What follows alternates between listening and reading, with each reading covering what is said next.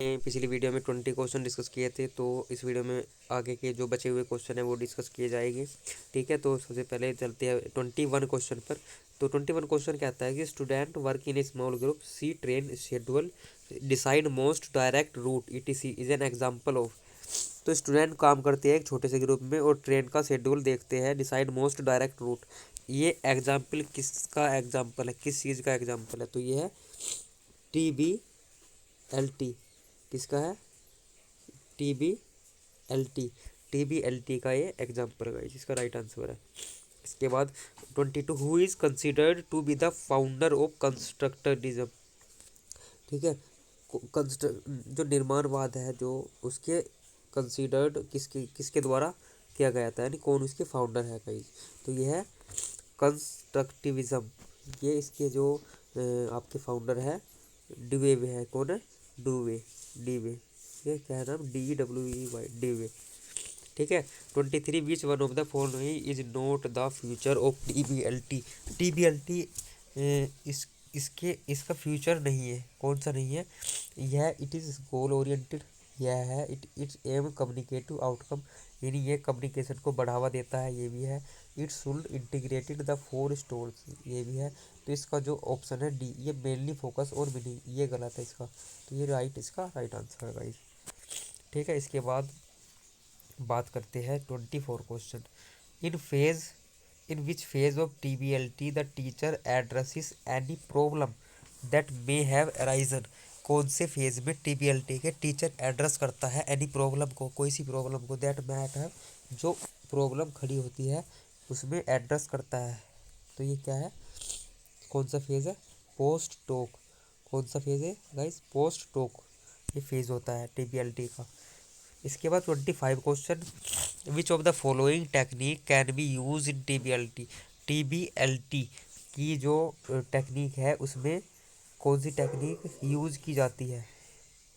तो ये इसका राइट आंसर है opinion gap task, information gap task, reasoning gap task. ये तीनों इसमें यूज होती है।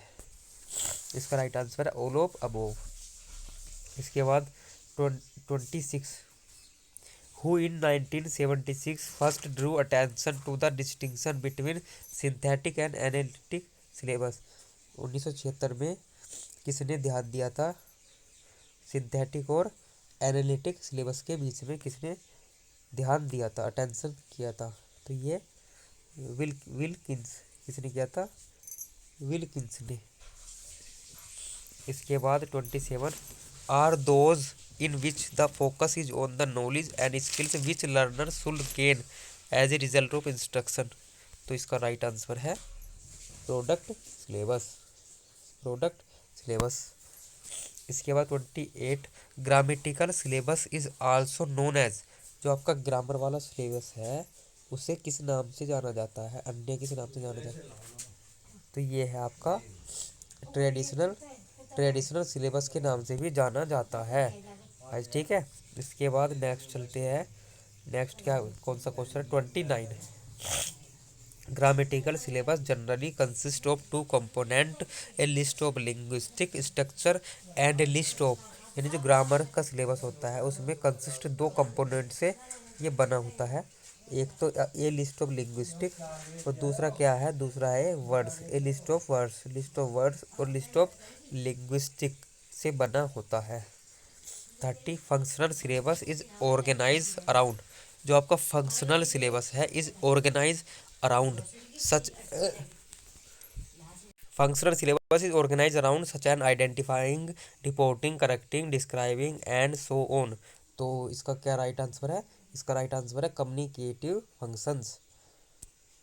इसके बाद 31, which of the following method of teaching is known as. क्या? Michigan method. मिकीगन मेथड कौन सा मेथड जाना जाता है? मिकीगन मेथड के नाम से भी। तो ये आपका कौन सा है? The audio lingual method. Audio lingual method. इसके बाद 32, what is the role of student in audio lingual method. कौन सा रोल, व्हाट इज, क्या रोल है स्टूडेंट का ऑडियो लिंगुअल मेथड में? तो ये क्या है गाइस? स्टूडेंट आर इमिटेटर्स, यानी जो स्टूडेंट होते हैं वे कॉपी करते हैं। ठीक है guys.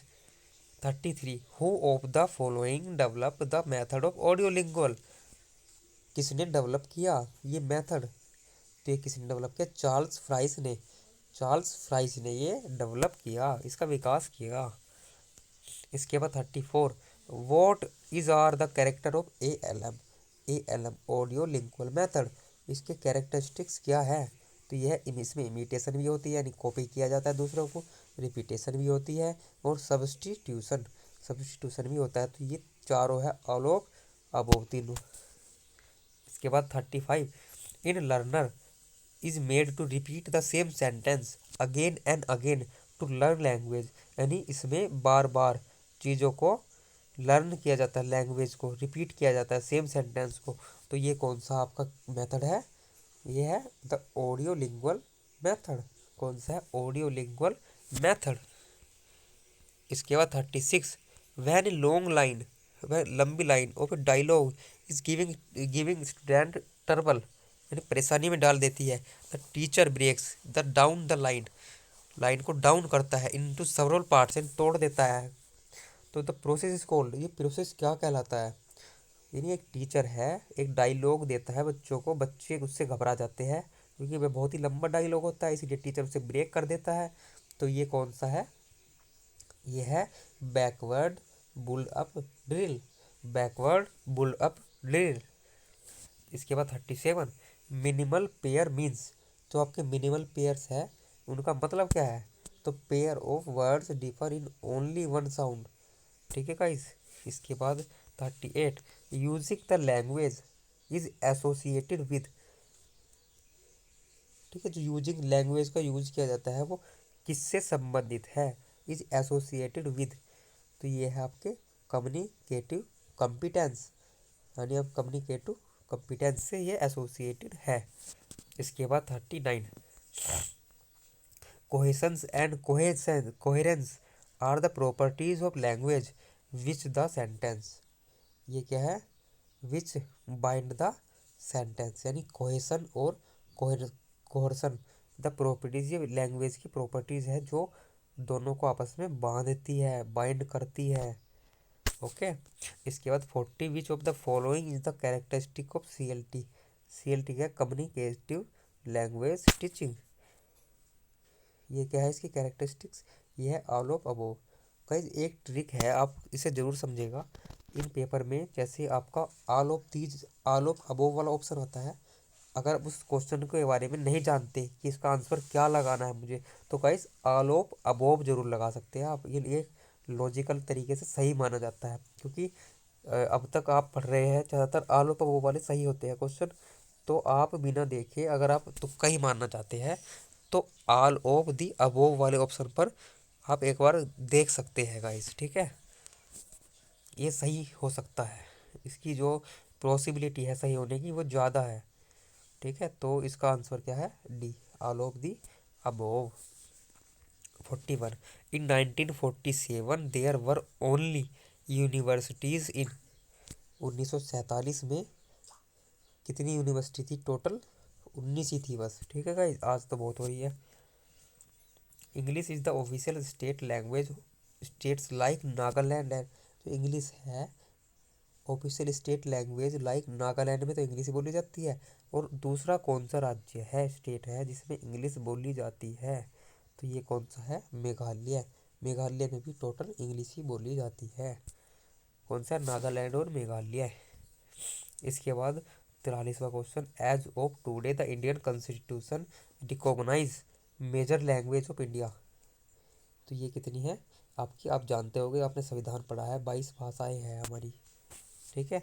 In 44, in present scenario there is continuum from bible English to near, यह है नेटिव इंग्लिश। इसके बाद who wrote English as a global language 1957, किसने लिखा इंग्लिश एक ग्लोबल लैंग्वेज है, तो डेविड क्रिस्टल ने, किसने, डेविड क्रिस्टल ने लिखा। 46, an Indian American linguistic teaching in USA classify the varieties of English in terms of 3 circles, ये कौन है, ये आपके ब्रज खचरू। ठीक है। 47 the outer circle shows the earlier phase of period of English where the language is used as. तो इसका है राइट आंसर आपका सेकंड लैंग्वेज यानी L2।